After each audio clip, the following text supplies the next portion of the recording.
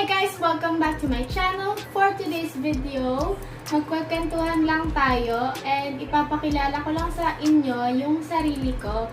Not necessarily kung ano yung pangalan ko, ilang taon ako, ganun.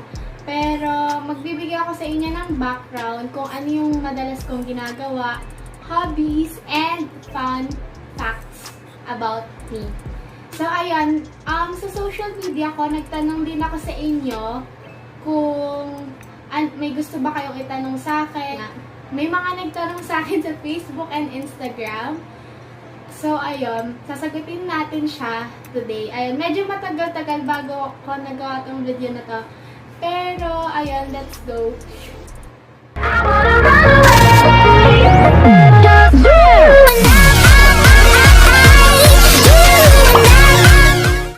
Guys, just a quick commercial before this video starts. I just want to promote my upcoming small business, the Cookie Grabs. Ito siya. So, ayun, hindi pa ako nagpapa-order ngayon, but definitely next week pagdating ng supplies, packaging, and logo, mag-start na akong kumuha ng orders. So, if you want to grab some cookies, just go to my Facebook account. This is my Facebook account. And just PM me or comment to my posts if you want to order some cookies. Since wala naman akong ginagawa, I decided to put up a small business para din may small income naman ako ngayong quarantine. And I hope you guys try my cookies because I've been perfecting my recipe for quite long, I guess. So, ayun. Just PM me in my Facebook account. So, ayun. Naisip kong sagutin yung questions nyo and ipakilala yung sarili ko sa inyo ng ganito. Kasi, ang boring pag nagsasalita lang ako. So, ayun. Gusto ko lang kumain habang nagkikwento sa inyo. So, kunin ko muna yung mga questions sa akin. So, ayun. Kukuha na din ako ng pizza.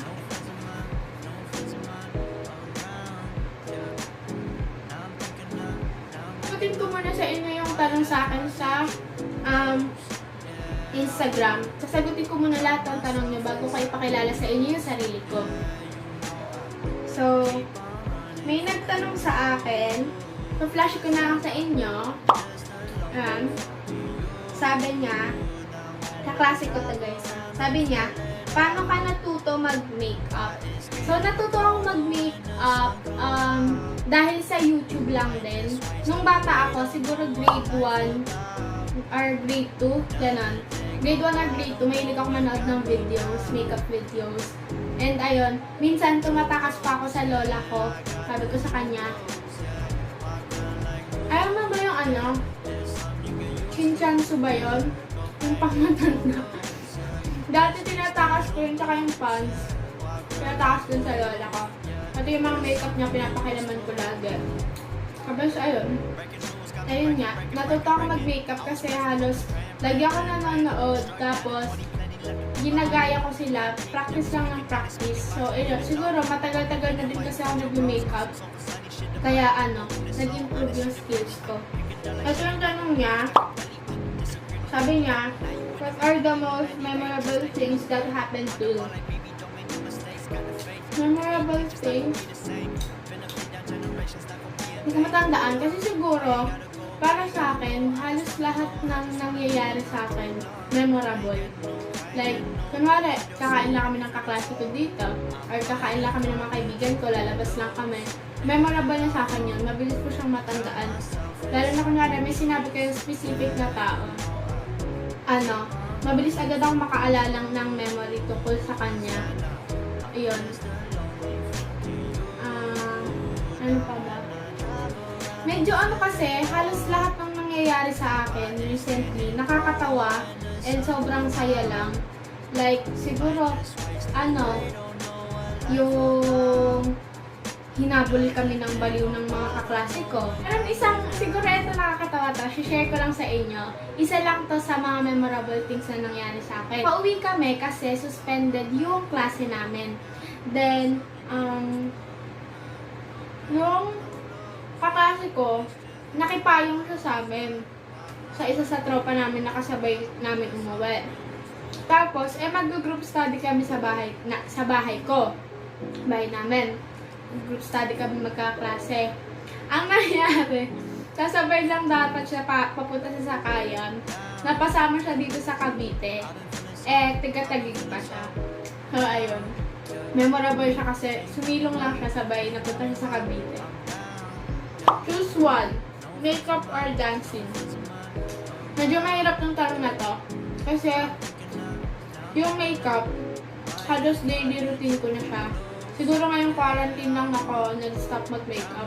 Or pag nasa bahay lang. Not literally nag-stop, pero di ba gumagawa nga akong videos about makeup. Pero ayun nga, pag lumalabas kasi ako, naka-makeup talaga ako. And, about dancing naman, kaya kong hindi magsayaw or sumali sa mga dance group, ganyan-ganyan. Pero, ano nga, parang,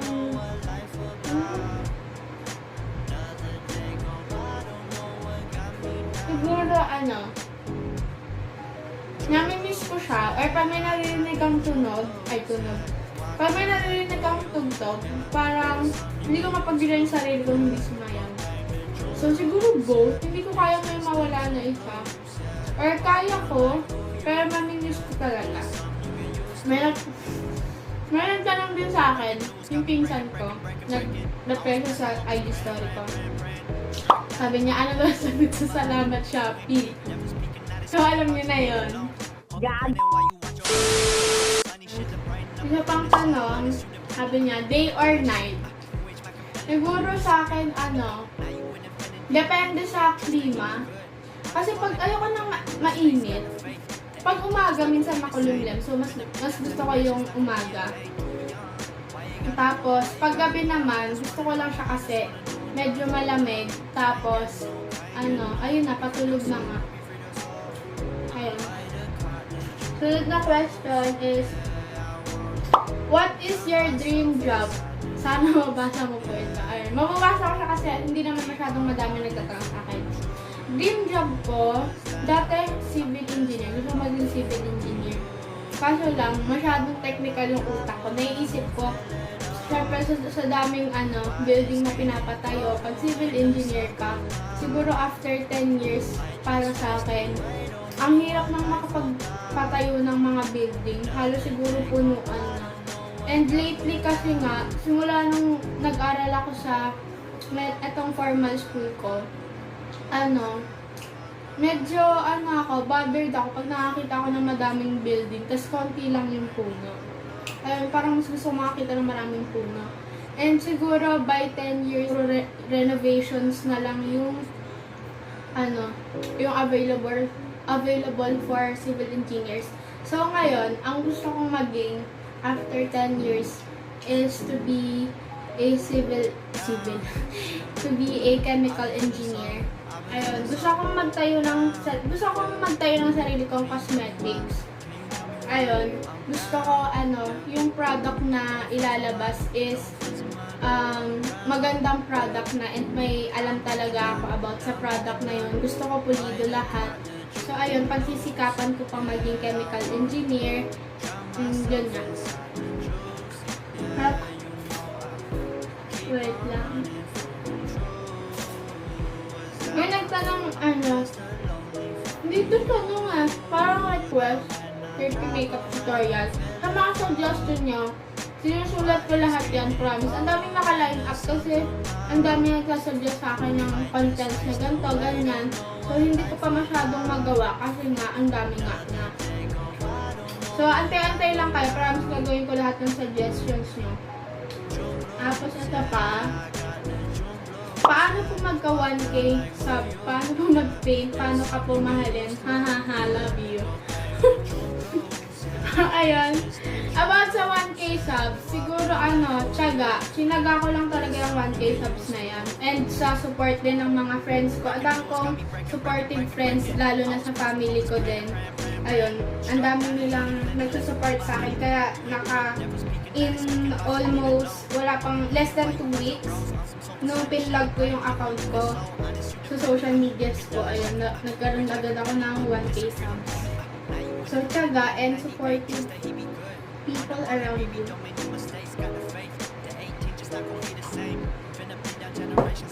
Tapos, ayun nga, paano daw mag-paint? Manood ka ng ng video ko. So, regarding naman sa paano ako mahalin, kayo na bahala dyan. Nakalin ako sa kahit anong paraan, go lang. At ito naman sa other social media ko. Fake beauty influencer. Medyo madami eh. Kung sa skills, ang fake influencers ko is sila James Charles, Nail Tutorials. Tapos about naman sa siguro attitude, honesty, about products, cosmetics, is Jeffree Star. Pero sa attitude talaga na as in yung vibe, gustong-gusto ko yung vibe is Brett Pan Rock. Solid. Eto, hi love, anong masasabi mo sa mga taong may masamang iniisip sa'yo behind your back? Ang masasabi ko lang, dyan ka lang sa likod ko. Mauna ako sa'yo. So, ayun, bahala kayo sabihin nyo kung anong gusto nyo sabihin sa akin. Favorite lipstick and pang kilay? Favorite lipstick ko? Siguro, lagi ko siyang ginagamit is yung Maybelline na creamy matte lipstick in the shade Touch of Spice. Favorite ko yun. And sa pangkilay naman, number 1 talaga, wala pa ako masyadong nahanap na magandang pangkilay. Pero number 1 pa is yung LA Girl, yung gel liner nila. And then, yung brow pencil ng Mumuso, yung manipis lang. Soon magagawa ko ng brow routine ko. Kapakita ko sa inyo. Next. Bakit di mo natin nilay gala natin? from Kate Peel. Ayun, after quarantine, promise. Busy kasi ako, promise, busy sa school lang ginagawa. Next. Who is your first ex-boyfriend? Ito, hindi ko ito sasagutin kasi medyo, baka madaming magalit sa akin. Madaming magalit, madaming makaalam. Medyo, sensitive, and private. Pero yung mga personal kong kaibigan, kilala niyo naman niya. Siguro sabihin. Next, last question. Single ka po ba? Single ako, pero taken ako in some situations. Ayun. So, tapos na yung question sa akin. Doon naman tayo sa fun facts about me.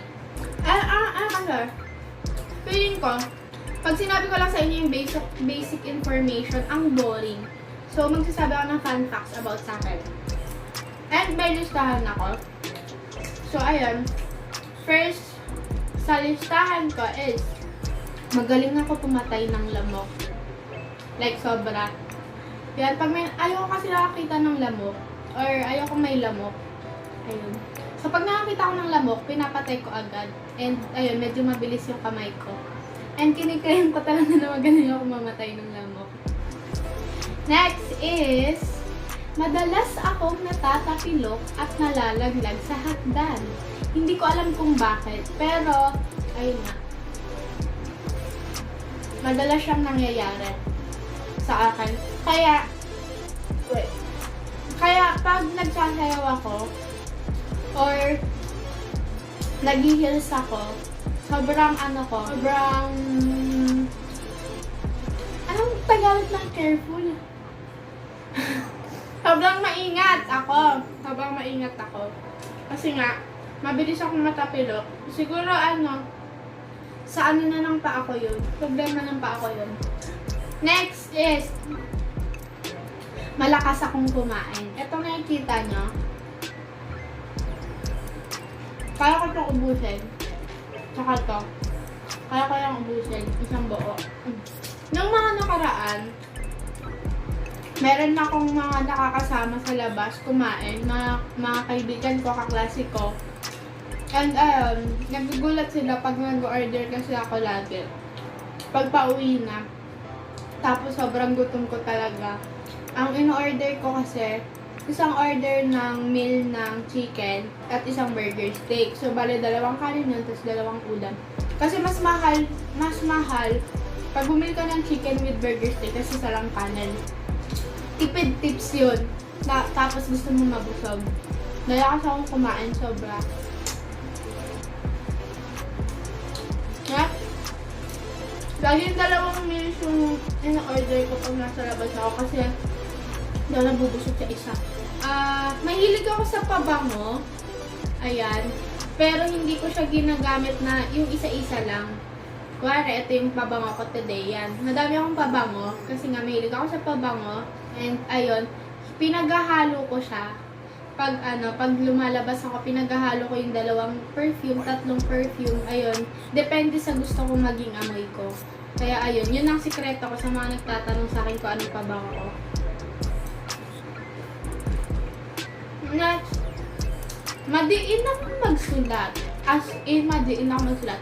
Hindi ko alam kung bakit ako madiin magsulat. Pero pag nagsusulat ako, bumabakat yung sulat ko. Siguro hanggang pang 5 page. Kasi pag magaan lang yung pagsusulat ko, parang wala akong hawak.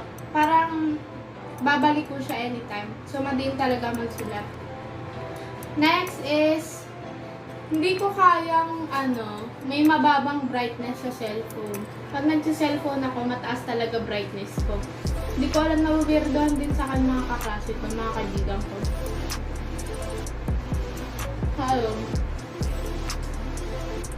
Wala na akong maisip na fun fact about sa akin. Mahilig ako mag-drawing, mag-painting, mag-sketch. Ayun, simula bata pa ako kasi sa side ng mami ko, ayun, yung lolo ko, artist sila, ganyan. So, sa side ng mami ko, halos lahat nga, magaling din mag-drawing, mag-painting, mga hilig nila, gano'n. Tapos, mahilig din ako magluto. Well, sa side naman yun ng daddy ko. Sa side ng daddy ko, halos lahat nagluluto. Tapos, may mga chefs din sa side ng daddy ko. Yung daddy ko, personally, chef yung daddy ko. And, ayun nga. Simula nung bata din ako, mahilig ako magluto. Naalala ko pa, 4 years old lang ako nun. Tapos, nag-try ako mag-bake ng cake. And syempre, bata pa ako nun na wala yung mami ko nun. Nag-bake ako nun. Ang kinalabasan, naging tikoy. Pero ayun nga, since naging tikoy siya, halos ginagawa na namin siya tuwing Chinese New Year or New Year. Ginagawa namin siya. Ako nagagawa ng tikoy. So, ayun. Pero ngayon hindi ko na natatandaan kung paano ginagawa yun. Ayun. Tapos, mahilig din ako magsayaw. Ayun. Mahilig na ako magsayaw. Wala lang. Hindi ko alam kung sino sa pamilya ko mahilig magsayaw. Pero ako mahilig ako sumayaw. Simula ng bata pa. Dahil kay Joey De Leon sa Itak-Tak Mo. Ayan. Favorite kong sayaw yun ng bata ko. Mga spaghetti pababa. Ayan. Doon ako nagsimula magsayaw. Hindi ko na alam sasabihin ko sa inyo. Kasi nga, ayun na, nasabi ko na sa inyo lahat yung hobbies ko, fun facts about sa akin. So, ayun, kumain lang tayo. Ayun, mahilig din pala akong mag-chess. Yung kapatid kong babae, nag-varsity siya sa school nila ng chess. And ako naman, nagsimula lang ako nung bata ako, naglalaro na talaga ako ng chess. Hindi ako nag-varsity ng chess. Naglalaro lang. Kaya mahilig lang ako naglaro ng chess. And sa sports naman, ang sports ko is badminton. Pero hindi ako yung as in magaling sa badminton. Nag-varsity ako for 1 year lang sa school namin. Kasi, ayun nga, nag-open yung school namin ng varsity team sa badminton. And ayun, sumali ako for a year. But then, nung nag-grade 10 ako, nag-stop na ako kasi madami akong gagawin. And nagpe-prepare din ako for my senior high school. Kaya ayun, nag-stop ako ng varsity ko. Hindi ko na siya tinuloy. Hindi ko na siya tinuloy, though naglalaro ako sa court ng badminton. Naglalaro ako doon paminsan-minsan pag may time ako. Pero ayun nga, mostly kasi yung mga hobbies ko like painting, yung cooking, yan, chess, badminton, hindi ko na sila nagagawa kasi dahil nga sa school, nakafocus ako sa school ko. And ayun, syempre, pag nakauwi na ako, pag nasa bahay lang, gusto ko lang is nagpapahinga. Kasi nga, halos most of the time, kalahati ng araw is nasa school lang ako. So, pag nasa bahay, nagpapahinga lang ako. Hindi ko na masyadong nagagawa yung mga gusto ko.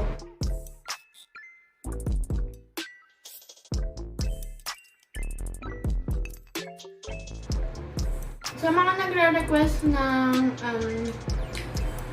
workout routine, ayun, sorry kasi nag-try ako, promise. Nag-try ako mag-workout. Isang araw ko lang siya nagawa. And hindi na sumunod kasi kinatatamaran ko siya. Like, pag nakahiga ako, iniisip ko, mag-workout sa ba ako.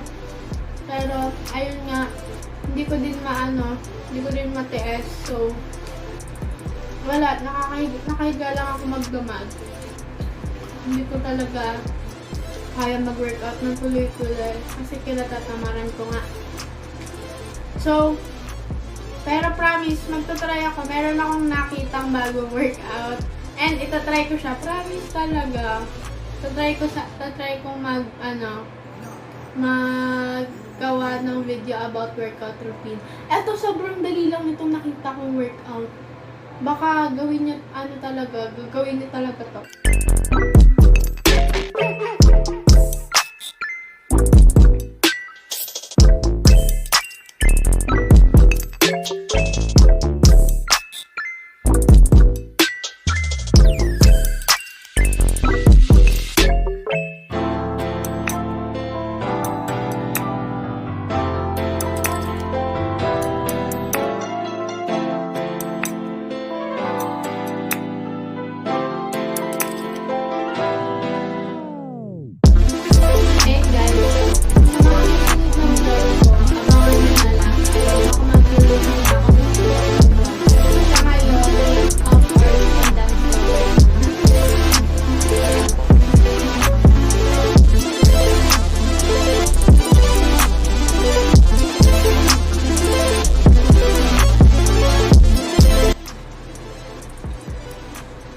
So, ayun na lang natira. 3 pizza na lang yan. 5 ganito kalalaki yung kinain ko. Ayan.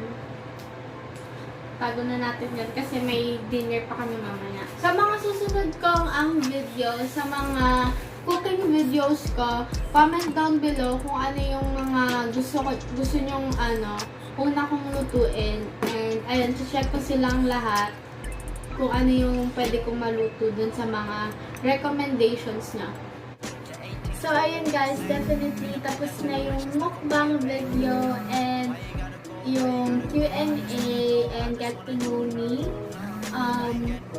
Ayun lang, may na-skip kasi akong question and very important siguro tong question na to for me kasi this one's from my closest friend and classmate, si Leoj. Ayan. Ang tanong niya kasi is this one. So, ayun nga, sa dinami-dami ng problemang nangyari ngayong 2020, ano ba yung magandang nangyari despite that one? Siguro for me, kahit na nagkaroon ng ganitong mga pangyayari, siguro blessed ako kasi may nakakain pa kami. And hindi kami masyadong naapektuhan doon sa nangyayari ngayon. Hindi katulad ng ibang pamilya na wala nang makain. Ayan, dahil nga walang trabaho, 'di ba? And then, yung mga iba pa na, yung mga frontliners natin, definitely, ayun, buti na lang yung mga magulang ko, hindi sila frontliners kasi sobrang laking risk ng ginagawa nila. And also, ayun, yung support and love na nakukuha ko ngayon from all of you guys, sa mga nagsusupport sa akin ngayon dito sa YouTube channel ko, and yung sa mga friends ko nag-share lagi ng post ko, yung mga nakasubaybay sa videos ko, and ayun nga, sa family ko, sobrang supportive din nila. Ayun nga, tuwing mag-video ako, hindi sila talaga nang gugulo, hindi sila nag-iingay, ganon. Tapos pinapahiram nila ako ng mga gadget, ganon. And also, dun sa business ko din, ayun, sinusuportahan nila ako. Yung actually, yung logo namin ng ng ilalabas ko na cookie product is made by me and my sister. Ayun, in-sketch ko yon. And then, ginawang digital art ng kapatid ko. Tapos, ninagdagan ko na lang mga text and colors, whatever, gano'n. So, ayun, siguro kahit ganito ang daming mga nangyayari, blessed pa din ako kasi complete yung family ko. I have loving friends. Ayun. And, dagdag din tong YouTube kasi, I met many people from the YouTube community. So, ayun, thank you so much for the love and support. Dinagdag ko lang talaga to kasi sobrang importante nito. Sa mga panahon na ganito, parang hindi, ngayon siguro ma-appreciate ng tao yung, yung family, yung friends, yung oras. Kasi, ayun nga. Basta yun. That's the end of our video, guys. I hope you learned something different and interesting about me.